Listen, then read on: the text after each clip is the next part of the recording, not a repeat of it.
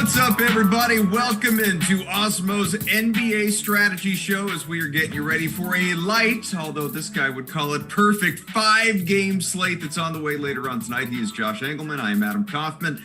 Thanks for being with us. What's going on, man? Not too much. I didn't want 10 games today. I've got a lot on my plate. I didn't want to plot out the rotations of 20 NBA teams. So when I saw 5 games, I was like, all right, this is going to be good. As long as we don't lose a game, it's a really nice size slate. We don't have to worry too much about like duplication on FanDuel. This is perfect. This is what I was looking for today. Yeah, 10 can be a bit much. 5 is just to me like 7's the sweet spot. Sure. 7's a nice number. That way, if you do lose a game, not a real big deal, but you got enough options that you don't really have to worry about differentiation being a thing. 5's fine. 5's okay. 7 also, it helps you fill the hour a little bit better too. It does, but anything less than this, and you really start having to talk about guys you don't want to. Like, well, if Kent Bazemore gets extra minute, we don't want those days. Yeah, all of a sudden it turns into Pascal Central, who I know is a popular play on all things Awesemo social media channels. We love Eric Pascal around here. Tonight, though, we'll go game by game and do what we do, and people are used to it by now. And by the way, smash that like button. Do hit the subscribe button. We don't have to sit here and beg you for 50K, though. We have reached 50,000 subscribers on the Awesemo YouTube page, which just means, as Laffy said in the video, it's on to 75. So do hit that subscribe button as well, but smash the like and get your questions in, whether on the Awesemo Premium Slack channel or obviously the YouTube chat. Keeping an eye on both. Producer Jordan's hanging out. He's going to have that wrench next to his name, probably celebrating all things Jason Tatum and trying to get me to say just awful, grotesque things that'll probably happen in the course of the next hour. But who stands out to you tonight, just before we do our game-by-game spiel? Who stands out among the stars? You've got Luka, obviously, in play, and these are, as of now, who knows who gets ruled out later on, as we know. But Joel Embiid, Damian Lillard, Nick Jokic, Steph Curry, LeBron James, all these guys are kind of that upper tier. Who do you like? Oof. Still trying to figure out what's going on with the stream. Jordan, do you see what you're doing right now? Is that just me, or is the YouTube stream itself zoomed in ultra aggressively on the top left-hand corner of the screen? Looking okay on my screen right now. I'm going to send this to you guys. Since we have a couple seconds and it's okay, I want to show you what I see on YouTube right now. Okay. So check this out. You're going to get fancy? You're going to share your screen? No, if I do that right now, it'll all sorts of weird stuff will happen.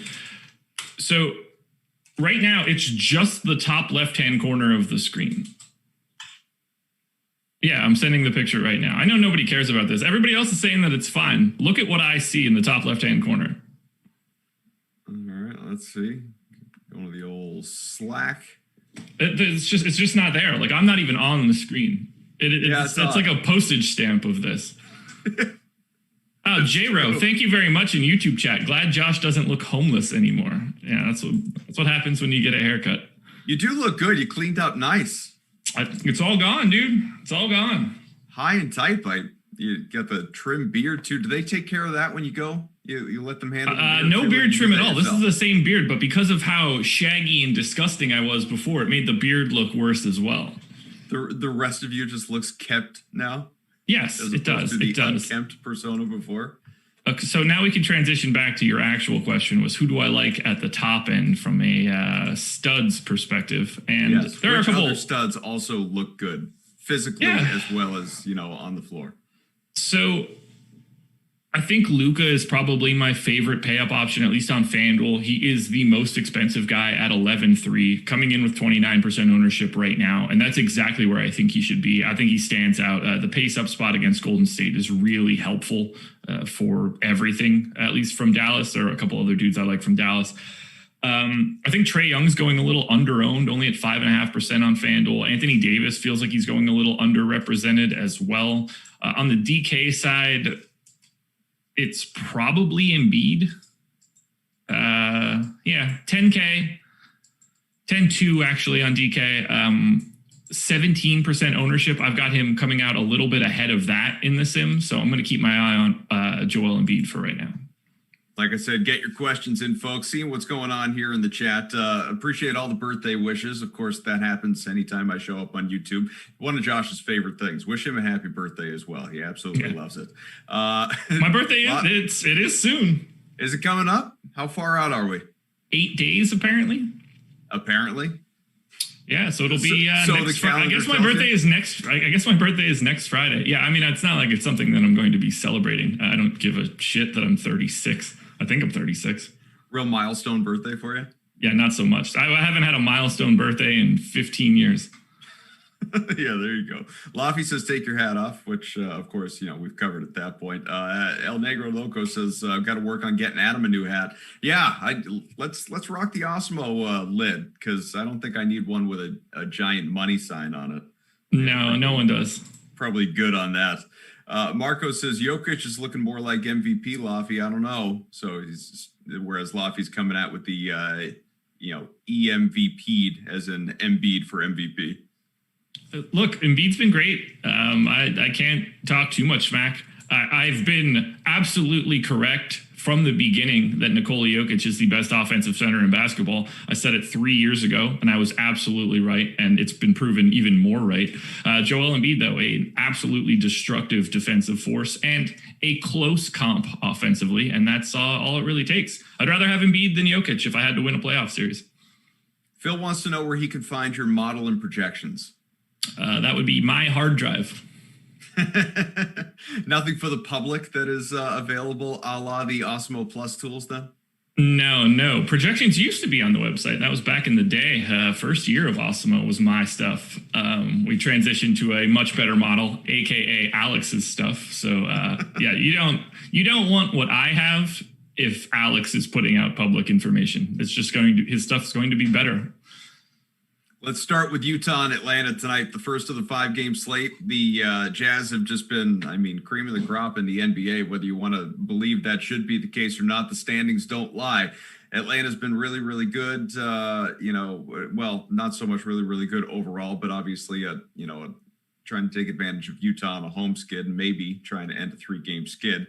We'll see. We'll look at, some of the ins and outs here. But as far as DFS plays, anybody stand out to you at all from this game? Like Trae Young is typically at the top of the heap. I get that. But this just sort of feels like a game that if you could fade a game on a 5-game slate, this might be it.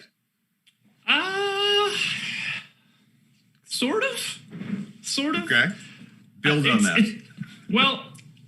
It's a little bit more that I'm like okay with some of these pieces. So I'll start on the Utah side. Donovan Mitchell and Jordan Clarkson are both projected in the 20s in ownership on FanDuel. We've got Mitchell, Gobert, Conley, and Clarkson all in basically the teens on DraftKings. Some of those things I agree with. Like I think Donovan Mitchell for 7,800 on FanDuel works really nicely. I think Jordan Clarkson is probably a tad over-owned at 5K on FanDuel. And if you want to get to Gobert and Conley, like that, those guys just exist on a 5-game slate. You're going to have them if you're playing 150 lineups. It's impossible to really dodge starters in like a full aspect unless they're very heavily owned. So I'm okay with Gobert and Conley. On the DK side, though, again, I think Mitchell's price is fine, 7,800, 15% owned. That ownership looks perfectly acceptable to me. The guy that I actually have my eye on most is in terms of like trying to get over the field, $4,800 Joe Ingles.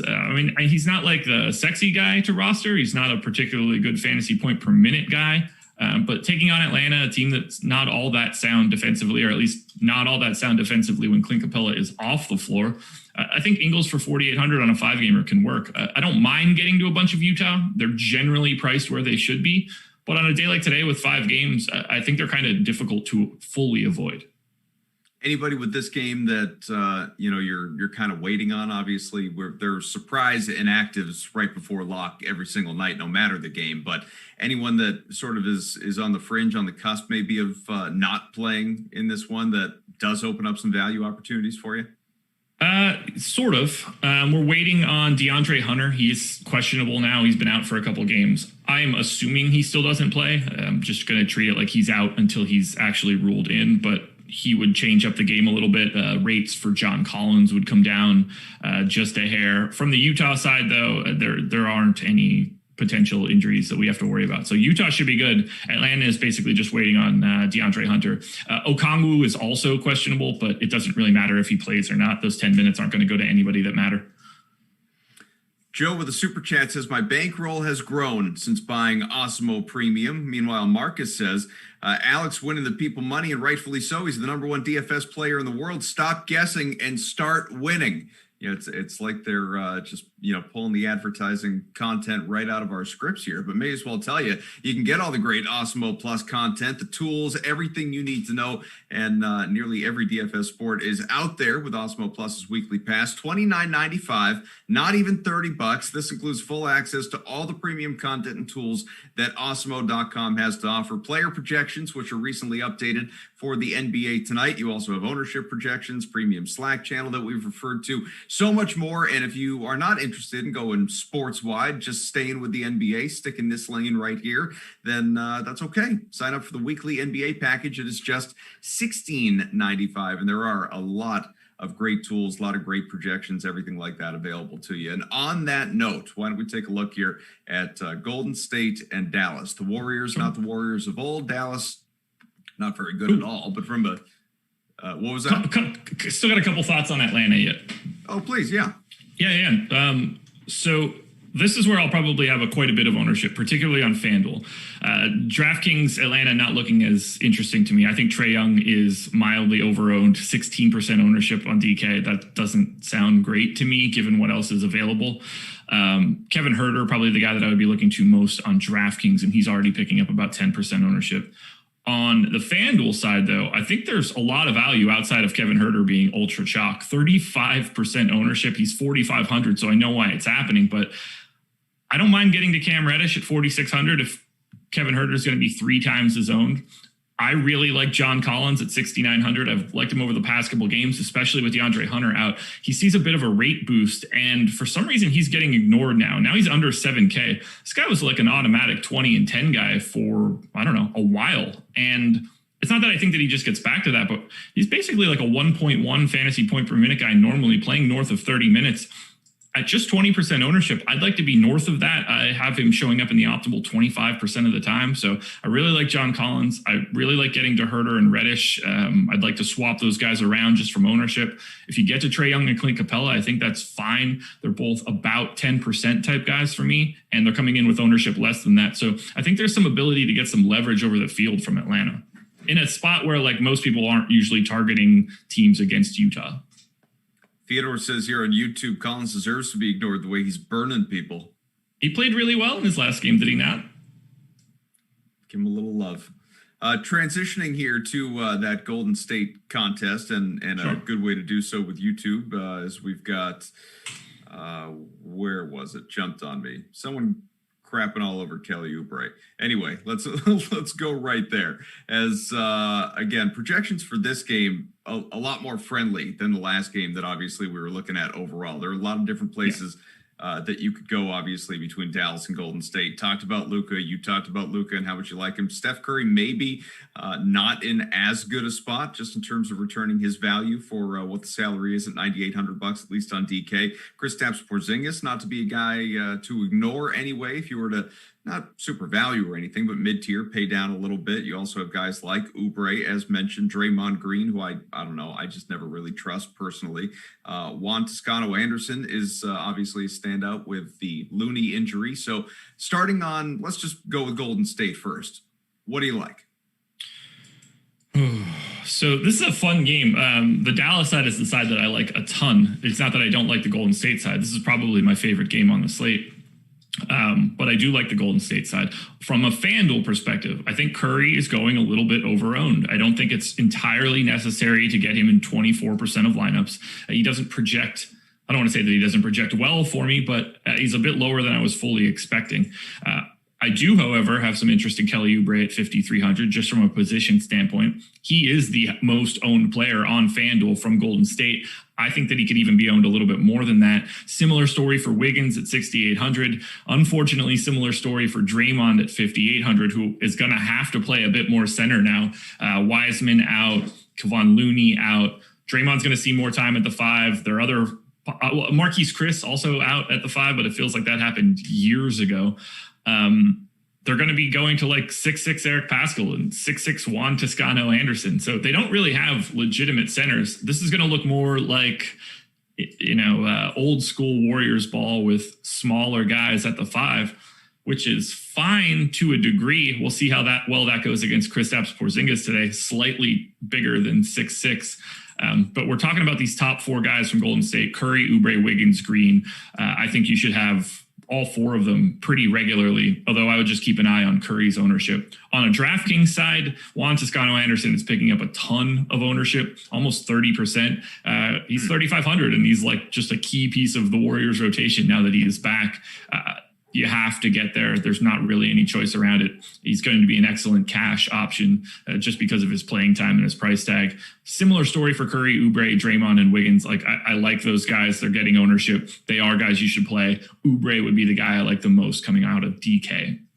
And yet Dallas is the side you said you like better. I do. I like Dallas quite a bit today. They are my number 1 team. If you check our strategy syllabus, they are my team you should target most. They have more odds of being in the optimal lineup than any other team. So I guess I should probably just fully dive into the entire roster. I think 7 guys for Dallas are ultra viable today. Luka, Porzingis. I don't really think that I have to say too much here. Luka's 11-3 on FanDuel, 10-9 on DraftKings. I think he's arguably the best play on the slate just from an overall upside perspective, because this is a huge pace up spot for Dallas. Golden State is the 4th fastest team in the league. Dallas, a bit less than that. If I just look at their normal ranking, Dallas shows up 21st. So they're gaining a few additional possessions over their averages. Stuff like that really helps. And I think some people tend to underrate a player's fantasy points per minute in a pace up spot. When you get more possessions, every single player's fantasy point per minute would go up because you're just fitting more events into the same 48 minutes. So across the board, everyone from Dallas gets a bump. So it's Luka, it's Porzingis. That one's an easy one. I recommended Dorian Finney-Smith yesterday. I got kind of dragged for it in chat. I'm going to do it again today. He's projected for 24% ownership on FanDuel and 21% ownership on DraftKings. He's just a solid value play of a guy at 4K or less playing north of 30 minutes. Sometimes you just need guys to make other salaries work. And I think Dorian Finney-Smith is in that sort of range now. But I'm happy to go to Josh Richardson. Tim Hardaway Jr., in my opinion, is dramatically underowned. Jalen Brunson for 4K on DraftKings is fine. Maxi Kleber at 3,600 should see a minutes jump. He's looking pretty good, also getting ownership. I don't see a way around having a lot of Dallas today. You're probably having at least 1, if not 2 guys from Dallas in everything that you're doing. Marco says, I think today is the day that you play Pascal, right? Is that how it works? Not for me today, at least not a lot. He's a 5%er on FanDuel. That's where his ownership is. I have him showing up in the optimal 9% of the time on DraftKings. That's a bit higher than the field, so I'm happy to do that. I just don't know if he's going to be the first guy to soak up the time. Like, they're going to give the center minutes to Draymond. I think that Juan Toscano Anderson is going to be the priority over Eric Paschall now. So you're kind of just hoping that he can grab a couple extra minutes. Right now, I only have Paschall set for 22 minutes. Some questions about Kristaps Porzingis, just in terms of not whether he would dominate against that, smaller Warriors team, as you acknowledged, but whether he will play, just being a back-to-back. What are your expectations there? So I have him in right now, but it would not shock me at all if we get word that he's going to be sitting. That's something that we're going to know early. We're not going to find out that Kristaps Porzingis isn't playing because of rest at 7:15 tonight. That's not how this one's going to work. So I have him in now, but if he comes out, everything that I just said about Dallas gets amplified to the nth degree. You're clearly going to be liking Dorian Finney-Smith more. Josh Richardson's minutes are firm. Tim Hardaway's minutes are firm. Maxey probably plays a little bit more. James Johnson could potentially work his way back into a playable spot. He's been playing reduced minutes, but someone is going to have to soak up an additional 32 minutes, and it's probably going to be to be on the big side. So whether that's James Johnson or Dwight Powell or Willie Cauley-Stein, someone's going to become a very interesting value play if Porzingis ends up out. But it's only going to make Dallas guys show up in the optimal lineup more often, not less often. So if Porzingis ends up out, I like them even more. basically every team in the NBA has a stud, but not every team obviously has a superstar player. In the case of this game, you got one per side, Luka Doncic, Steph Curry. Do you ever buy into just the general narratives of guys, I don't know, taking opportunities like this, not personally, but wanting to treat it like something of a showcase where it's okay, it's not mano a mano per se, but this is, it's an opportunity for Steph to say, like, don't forget about me. I'm not old guard yet, young blood on the other side. I'm going to have myself a game tonight. Is that ever anything that impacts your thinking when it comes to roster construction? No, never. You could remove the names off of these guys and it wouldn't even change anything that I'm doing. I'm all about the number and the salary, because to me that I'm just trying to optimize everything. I want to fit as many pieces of luggage in the car as possible in the right shapes. DFS is Tetris as far as I'm concerned. Dan says that he's loving the haircut. The athletic supporter here says, Josh, it's looking sexy. Now give me your contenders. I want to know where the contenders videos are. Yeah, contenders will be out after this. I had a bit of a slow start to the day today. Didn't get them recorded in time, so I'm going to put digital pen to paper, so to speak, and get those out when we're done here. Lots of stuff coming out today. Yeah, good. Well, we'll promote all that in the meantime, obviously, as we're pushing for 100 likes, getting real close. Smash that like button. Let's see if we can get ourselves to 150. While you're doing that, I want to tell you about our sponsor here, No House Advantage, taking a different spin on daily fantasy sports by offering player prop contests across obviously the NBA, but also MLB, NFL, PGA, all for cash prizes. This exclusively peer-to-peer fantasy sports platform levels the playing field, makes it easier for you to win, folks. Real cash compared with your traditional DFS sites. Best part, you can join for free today. You heard me right. Join for free today and just download the No House Advantage app. It's really easy. Check out the daily prop contest. Do not have to deposit even a single dime. That's what free means. And when you are ready to make your first deposit, NHA will match it with up to $20 in free play when you use the promo code Awesemo. Refer a friend and you get $5 more after that first deposit. And you'll want to make sure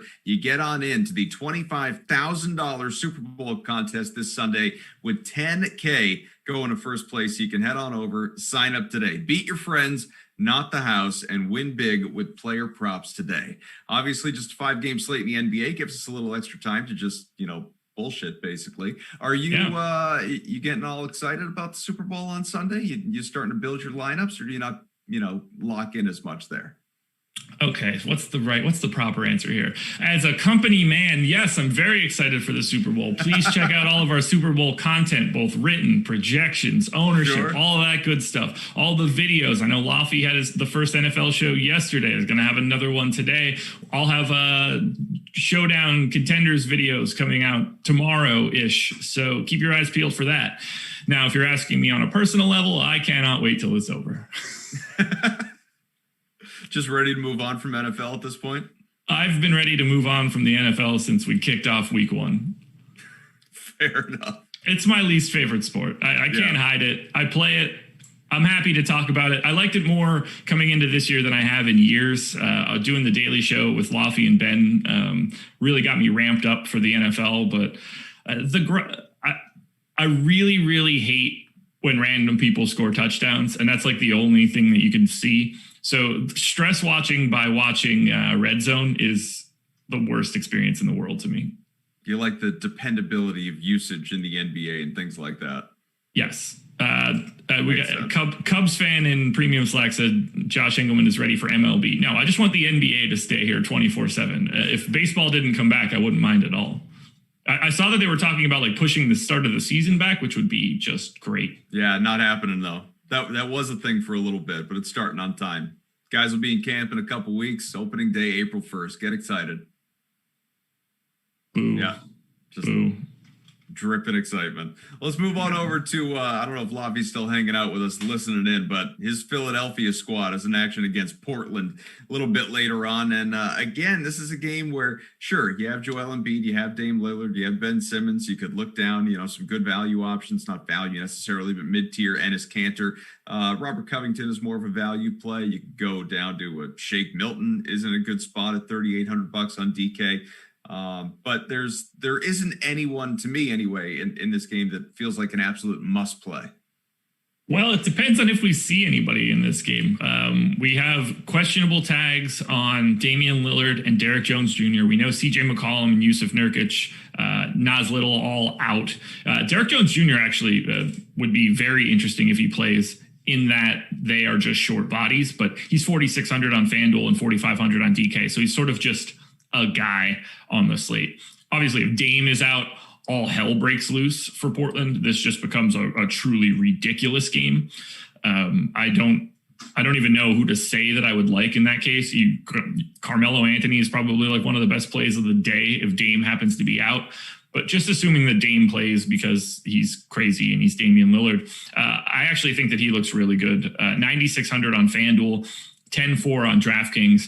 I have to play Damian Lillard on FanDuel at that price tag. I would prefer to get to him over someone like Steph Curry, just because of the way that the game is set up. He's $300 cheaper than Curry, in a much better spot, running the entire team. Philly, not all that strong against people like Damian Lillard. We've seen guys significantly worse than Lillard hang some pretty nice numbers on Philly. But Lillard and Doncic are like my two keys at the point guard spot. Lillard's just too cheap. So I actually do think he's one of the better plays of the slate if he's able to play and be mildly healthy. Cantor looks fine as a center option. He's like 20% owned, and that's what he should be. I want to try to squeeze more value out of the rest of Portland. So give me more Gary Trent. Give me Derek Jones Jr. if he's in. Give me a little bit of Robert Covington. These guys are picking up no ownership, and I'd be happy to at least have a little. And then that doesn't even say anything about the fact that I really like Philadelphia 76ers, because Portland is going. What is Joel Embiid going to do against Enes Kanter? I know Kanter's like a big body. But it's stiff defensively. The way that Embiid is playing right now, I mean, he could really put a beating on Kanter. So I have my eye on Embiid. Tobias Harris at 7,900 on FanDuel, 7,200 on DraftKings. He's getting about 20% ownership. I think that's totally reasonable. Danny Green continues to get ownership. That's not fun at all, but it's appropriate. There's like 100% aggregate ownership on Philly right now, and I agree with it to a T. I have them showing up in the optimal, in the aggregate, 98% of the time. Like that's just adding everybody's optimal percentages together. That's exactly where their ownership is. Same exact story on DraftKings. So Philly's actually one of the teams that I like the most. It's just nobody's standing out. It seems like ownership is already where it needs to be.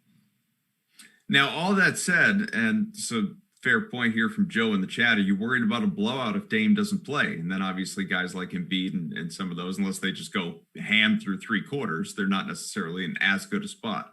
No, I'm never worried about a blowout. I'm certainly not worried about the Portland side if there's a blowout. If they're getting blown out, like some of these guys are still just going to have to play north of 30 minutes. On the Philly side, that would give me at least a little bit of pause on Embiid, just because I think it would be more likely for him to not see his final rotation. And if Philly's blowing out a Dameless Portland, it can really be coming from anywhere. But I generally don't pay close attention to any sort of blowout risk. Dan says, or no, Bill says Kanter's had good games against Embiid, whereas the Athletic supporter says Kanter's soft.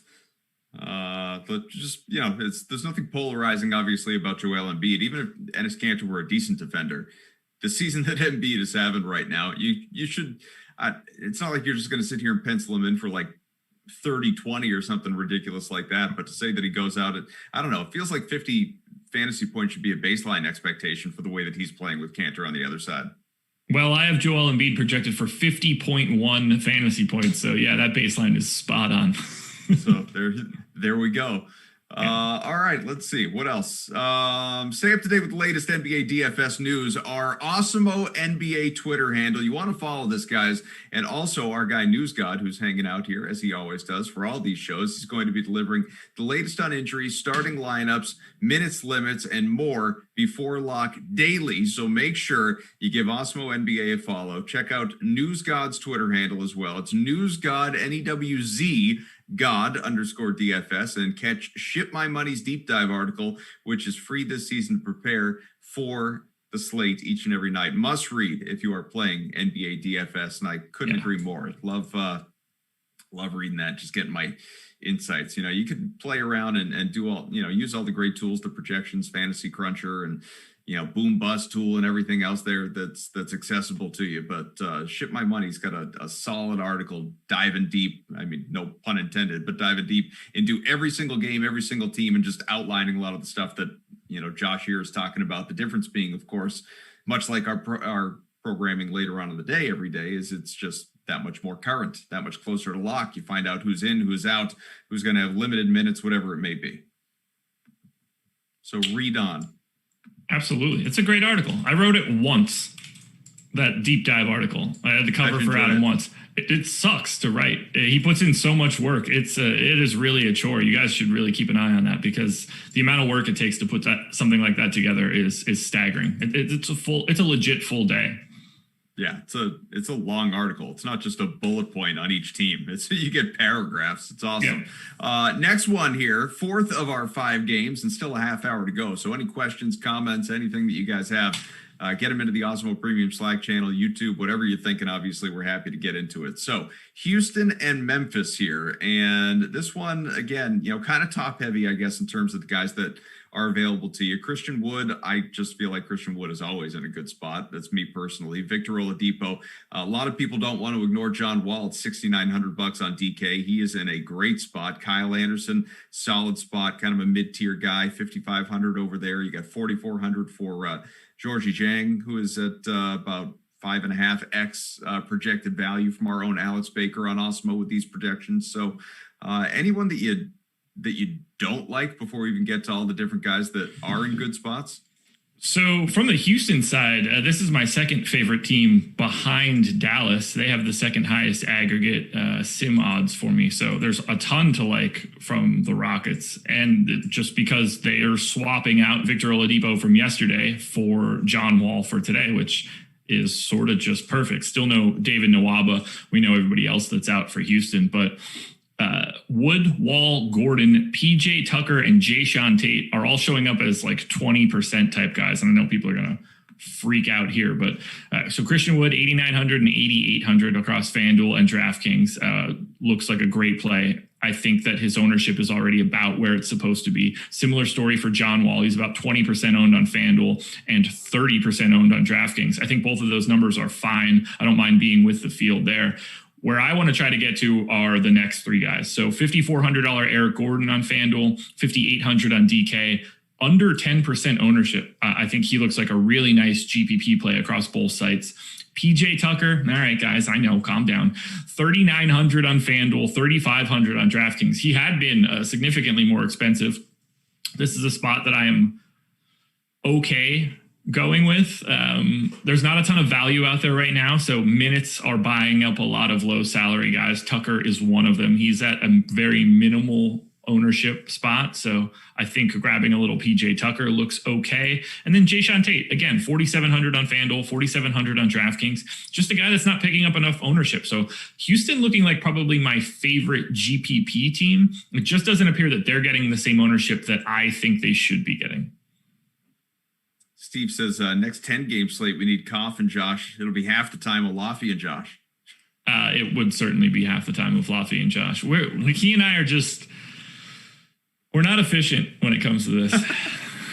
I keep you moving along for better or worse. We're going too fast, though. That's the problem with this one. We're going too fast. No, I mean, we have to be out of here in 20 minutes. We got plenty of time to do this, answer some questions, get these people to hit the like button. We're only at 114 of those. We can do better. We can do better, folks. Prove it to Josh and everybody else. Let's get to 200. One big push with the 600 or so that are watching here on YouTube as Marco says, John Concrete Wall, John Brick Wall, John Drywall, John Ceramic Wall, or John Stone Wall. John Stucco says, John, athletic supporter. I like John Brickwall. That's my favorite one there. Though. Out there missing shots, throwing up bricks. Well, you should be playing one way or the other. You should be playing him today because he looks pretty good. On the Memphis side, I feel like you tend to obviously gravitate toward Ja Morant, but is tonight the night to not do that?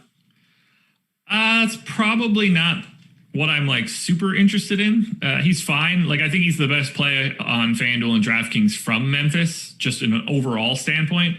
I don't think that he stands out as anything like super amazing to get to. We've got Brandon Clark, Dylan Brooks, and Kyle Anderson all in the 20s in ownership on FanDuel. I would prefer to be significantly lower there. I see Memphis more as a fade team today than a play team based on their ownership. Similar story on DK. Brandon Clark, Kyle Anderson, to me, going significantly overowned. Gorgie Jang at 4,400 on DraftKings is projected for 22% ownership. That's another spot that I think is going wildly overowned. So for me on Memphis, I'm more likely to be like way under the field than either with them or over the field. I think they're picking up more love than they should be. This is not a spot that I'm trying to get to with any sort of regularity. It would mostly be Ja Morant. Little bits of Dylan Brooks are fine, but his ownership is really putting me off. Shark Killer in the chat says PJ Tucker's just like Jeff Teague right now with the Celtics. Neither can play dead in a Western as we speak. I didn't even hear that. I was reading chat. Someone was saying that no one should listen to me. Who would dare? Most people. Most people. I don't like it. Neither do I. Hit me with that one again. It was just Shark Killer saying that PJ Tucker's like Jeff Teague. Neither can play dead in a Western as we speak. Yeah, kind of. Yeah, it's never, ever, ever fun to roster PJ Tucker. But when you do it, make sure that he's under 4K. Yeah, well, exactly. Jacob says, anyone who doesn't listen to Josh doesn't win. So there you go. Yeah, it's probably like 50-50. 50-50 is better than what it could be. So don't worry about that. If I were worried about you having, sensitive skin and beating yourself up, then I would handle all this much differently. Bring your attacks on Josh. He doesn't care. He thrives. He thrives with them. To be fair, that is pumping. 100% true. If I know that it is somehow aggravating someone, I want to do it more. Lakers Nuggets. This is a weird one DFS wise because I don't know. I mean, obviously you get the typical questionable situation with LeBron James and Anthony Davis. So you just got to wait that out and find out if either or both do wind up getting ruled out. But right now, just you go with the assumption they're going to play. Nick Jokic, obviously, you go with the assumption he's going to play. Any of those guys capable of putting up 50 plus. But by the same token, for what their salaries are, I don't feel like any of the three are in particularly good spots tonight. So, I mean, I think that Jokic is okay. Like, to me, he's properly owned and a guy that everyone will get to, but I don't think it's a spot where you're just unloading on Jokic. The guy that I think is most interesting coming from Denver is actually Michael Porter Jr., 5,500 on FanDuel, 6,100 on DraftKings. He's a guy that I think is not picking up the ownership that I would like. Well, he's picking up an amount of ownership that I like because it's lower than where I think he should be. I might be a little high on his minutes, but he's the type of guy that I want to get on a 5-game slate where what he does on the floor could be a massive swing from bottom to top. And if you can get Porter, he's 3.5% owned on DK. Like if today is the day where he plays a couple extra minutes trying to be a little bit more dynamic against the Lakers defense, that's like his ability to score is different than most other players in the league. So I like getting to Porter if he's low owned. Will Barton is picking up love, filling in for Gary Harris, who's going to be out again. I think that's fine. He looks like a perfectly acceptable value play. I'm going to keep playing Jamal Murray aggressively more than the field, and what I can only imagine to be continue failing by playing Jamal Murray. But he strikes me as the type of guy that like gets up for this type of matchup, and I'm hoping that that's exactly what happens. So he's projected for 8% ownership on DK and 1.5% ownership on FanDuel, where he's 7,800. Now, I'm not going to say that that's a good price tag. He is massively overpriced on FanDuel. But on a 5-game slate, that could buy you the ability to have a little bit of a different roster construction. I will never bet against Jamal Murray's ceiling. So I I have Jamal Murray as a 10% guy. But if he's 1.5% owned, getting like 15% of Murray isn't going to hurt me, but gets me well above the field on a guy that can easily pop a 50 burger for the day. So I don't mind getting to Denver all that much, but most of these guys are properly owned. Porter and Murray, the guys that I'm looking at most. Oh, Monte Morris. He just doesn't do anything when he's out there. That's sort of the problem. He's 3,900 on FanDuel. He looks like a FanDuel pay down option, and I think that's fine. He's 15% owned. That seems reasonable to me. I just wish he did a little bit more. When he gets moved into the starting lineup, he just doesn't have the same flow because he's playing next to Murray and playing next to Jokic, so he becomes kind of an afterthought. On DraftKings, Morris is 4,200. I like him probably slightly more, oddly enough, just because of the way the positions are breaking down. But his ownership is already there. So I don't mind going to Morris as a value play. I just think there are other guys like Morris playing 30 or more minutes today that are not picking up ownership. And I would just rather take my chances on those guys having the game that, look, Morris, PJ Tucker, Dorian Finney-Smith, these guys aren't likely to have big games one way or the other. So I'll just take the guys that don't have the ownership. Joe offers a happy birthday and did so in a super chat. Joe, thanks for paying for that, buddy. Not actually my birthday, was recently, but you know that. Whereas Josh's here is about 8 days away, roughly. Mine was about 8 days ago. So there we go. We're right kind of smack in the middle with this NBA strategy show. R. Stanley, why does this Adam dude advertise after every game? It's funny you asked that, because it's a good time to tell you about the podcast network. Have you heard about this? If you're not able to watch your favorite Awesemo shows on YouTube, almost all the Awesemo shows are available to you through the Awesemo Podcast Network. It's a podcast for every sport, available for every major platform. Head on over to awesemo.com/podcast. Check out the very latest. And once you're there, obviously, you could drop a 5-star review, a rating, and with your Twitter handle or Awesemo username, use those. You could win a free week of Awesemo Plus. We'll be giving a free Awesemo Plus pass every week to the person who basically gives us our favorite review. So go ahead, do that. People are reading them, and good luck to you. Hopefully you can cash in a very literal sense, get something for free there for you. So that is why I want you to know. I want you to know about everything that is going on. Someone had mentioned, where is it in the chat? Joel, missed the Philly portion, and we can circle back. We have time. Got about 15 minutes with you. What are the chances Embiid rests and we have the Bradley Howard chalk train? I don't expect it. I mean, he plays back-to-backs. I'm not anticipating him not playing today. It's possible that they would decide to rest him if Dame happens to also be ruled out. It might just be one of those things where they can put him on ice and it's really not going to affect their expected outcome all that much. But I expect him to play, so I'm not really worried about it. Sonia, it seems like LeBron James is on cruise control. What do you think? Is he not giving it his all every night? Is he getting too heckled by courtside Karen? Are we really we're going to say that LeBron James is on cruise control? That's an actual statement from somebody? It's an actual statement in the chat. LeBron James mailing it in. LeBron James is currently the favorite to win the league MVP. If he's mailing it in, what are we talking about here? He's having a fantastic year at age 36. I mean, he's still the best player in the NBA, having an MVP level season, and we're talking about him being mailing it in.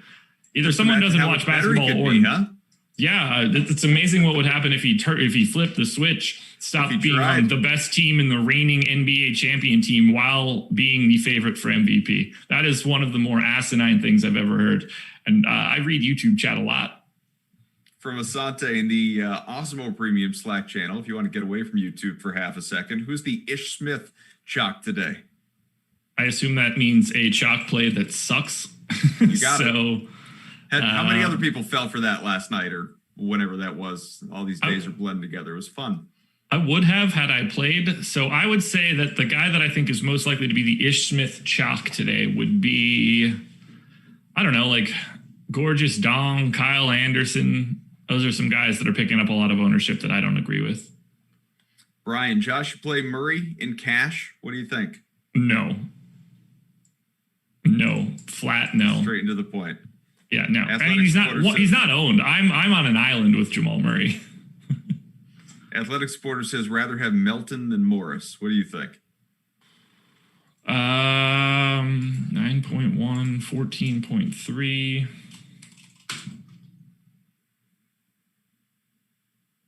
I would rather have Morris than Melton. But I get where they're going with it.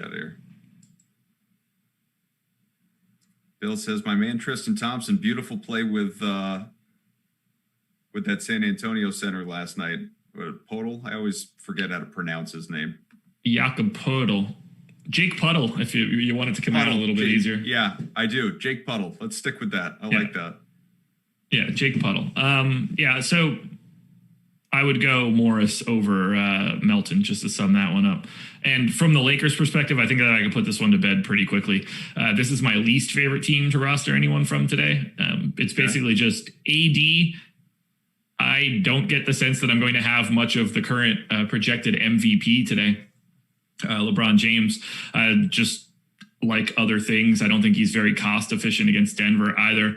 If I end up with LeBron James, I'm never mad about it. But Anthony Davis on both FanDuel and DraftKings is my preference, and I don't expect to have anybody else from the Lakers today. Peter says, I want to play Simmons, but I'm worried he's going to screw up in an easy matchup. How you feeling about Big Ben? This is sort of the same way that I feel every day. He just doesn't do enough offensively to make it interesting. He's projected for 15% ownership, and that's where I think he should be. So I'm not super over the field or under the field on him. I'm mostly indifferent. Get your questions in. We're here with you for about 10 more minutes, be it the Awesemo Premium Slack channel or the YouTube chat. Again, whatever it is pertaining to any of these 5 games, we've gone game by game. If you missed any of the show and you don't feel like rewatching, that's okay. We can, answer anything specific that you have here while we are with you. Sonia, the LeBron hater, says Dennis Schroeder is a nice value play today. How do you feel about Schroeder? No, he's not. Are you taking this personally because it was Sonia that wrote the comment? I don't even know who that is, so no. Dennis Schroeder is not a good value play because 1, he's not at a value salary, and 2, he's not a good value play. Jacob says, they seriously move Eric Gordon to point guard on FanDuel WTF. They're just moving people around to make things fit a little bit better. I don't mind it. Looks fine. He's probably the best of the pay down options. If you don't want to go to Monty Morris or Jalen Brunson, I think Eric Gordon's the new floor there. Shark Killer, if we're going super low, what about the Campesio guy for Denver? No, he's not going to play enough. Roy, Harrell will get there before Gasol. How do you feel about Montrezl Harrell? I just don't see a scenario where I would ever want to roster anything from the Lakers. They're all properly priced. They all play the same amount of minutes. Harrell has been ticking up slightly, but I don't really see anything of value. He shows up in the optimal lineup 4% of the time. The most likely scenario is that I end up with none of him. Athletic Supporter says Dort disappointed last night. Didn't Dort leave early with an injury, though? Yeah, I think he played 9 minutes. Yeah, it was a disappointment. He was in my lineup, and it was awesome. I'm now on a run of 3 straight days where I roster a guy, not a super expensive guy, but a guy nonetheless, like a Dort, who, and I think it was Pascal, or it wasn't Pascal, it was Looney the day before. Guys who go down early, and it just tanks my lineup. It's awesome. Luckily, I didn't play because I would have been ultra heavy on Dort, and that would have stung. Malevolent Elephant says Ben Simmons is a LeBron who can't shoot. Aren't we all? Yeah, sort of. In a way, yes, but that's, I don't know, it's just weird.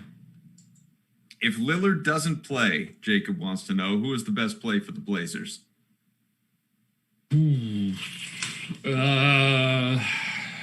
Got to be Carmelo Anthony, right? He's going to shoot 25 times. Yeah. Melo and probably Rodney Hood. Better a play? I don't think it changes anything for Cantor. It probably makes him worse, if I'm being honest.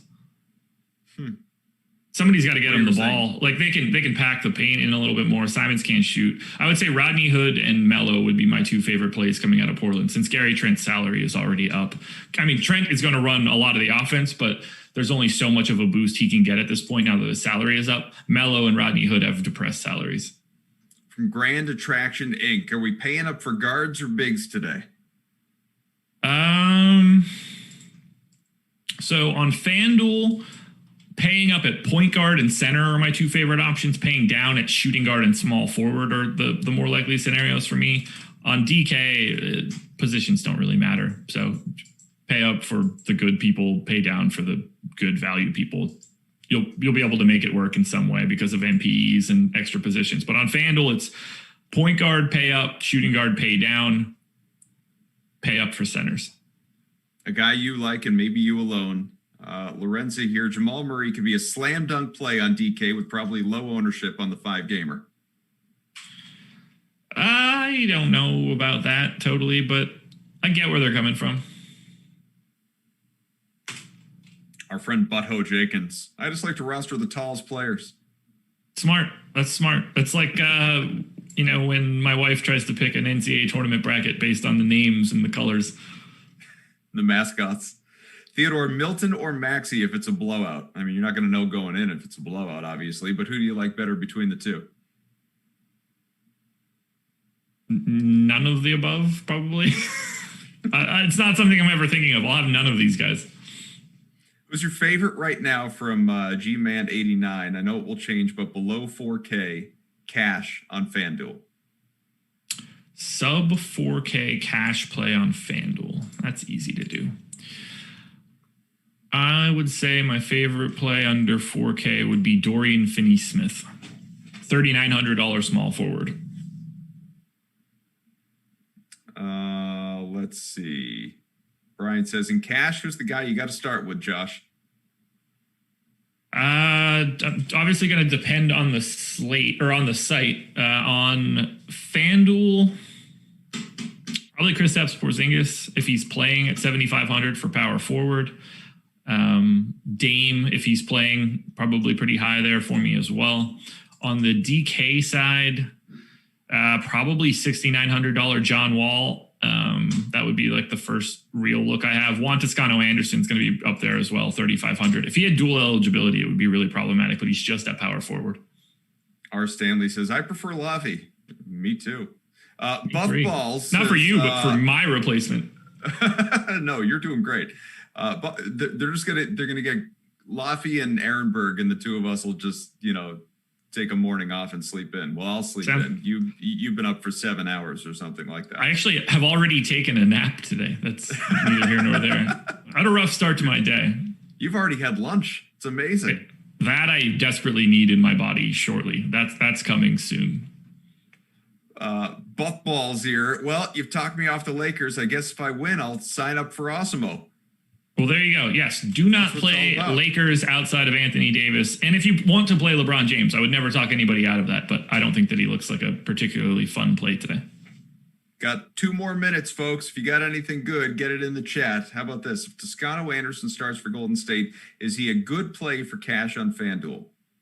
Yeah, he's an essential play for cash on FanDuel. What else do we have before we get out of here? Actually, hold on. Let me pause that. I didn't realize he was 4,900 on FanDuel. I just was answering blindly there. No, I would not be playing him in cash on FanDuel. Okay. Best value players from Mies, just in general, either site?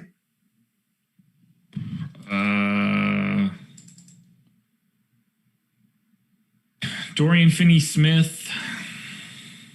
Depending on how far we're going down, Seth Curry, Kevin Herter, PJ Tucker, Shake Milton. Not a lot of value out there right now. And that's why I'm saying a bunch of names that are not very good. Yeah, it'll change over the course of the day. It always does. Last question then. Did you guys give your thoughts on Clint Capella? I did not give any thoughts on Clint Capella. I didn't really have any. I can. I didn't really have any thoughts to give. On the FanDuel side, he's 8,800. I think he's slightly under-owned at 6%. So, if you got like 10% of him, I think that's fine. On the DraftKings side, he's 8,700, 2% ownership. I like him as a ultra low owned center option there. So grab yourself some Clint Capella in large field GPPs, going underrepresented right now.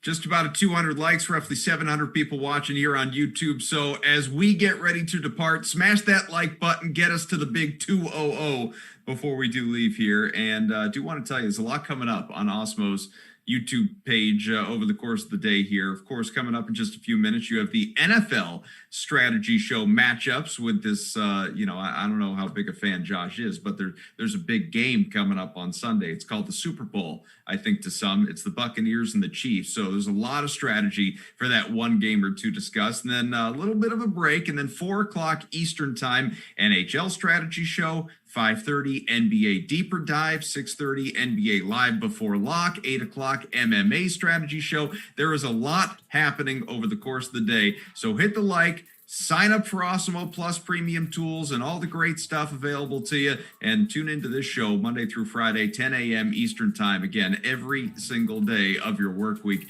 Josh, pleasure, buddy. Yeah, man, it was a good show. I'm happy to do it. Let's win some money tonight. All right, get after it, and then all of you will be Awesemo diehards if you're not already. Thanks to Jordan. I'm Kauf. Talk to you soon.